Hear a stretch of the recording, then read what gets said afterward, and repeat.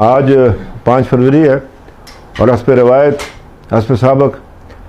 پاکستان وطن عزیز پاکستان ریاست جموں کشمیر کے مظلوم لوگوں کے ساتھ اظہار یکجہتی کے طور پر یہ دن منایا جا رہا ہے،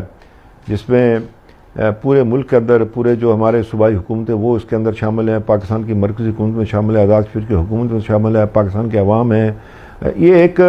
جس طرح عید کا تہوار نہیں ہے، اس طرح یہ دن منایا جاتا ہے کہ پوری ملت جو ہے اس پر اکٹھی ہو جاتی ہے کشمیر پر۔ یہ بڑی خوشائند بات ہے کہ پوری ملت کا اس پر اتفاق ہے،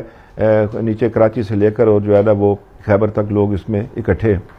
تو میں اپنے ان کشمیری بھائیوں کو آزاد کشمیر کے عوام کی جانب سے یقین دلاتا ہوں کہ پوری پاکستانی قوم آپ کی پشت کے پیچھے کھڑی ہے اور آپ اپنے آپ کو تنہا نہ سمجھیں، اور انشاءاللہ تعالیٰ یہ کشمیر آزاد ہوگا۔ آزادی کے یہ جدوجہد اپنے اختتام کے قریب ہے، حوصلہ نہ ہاریں،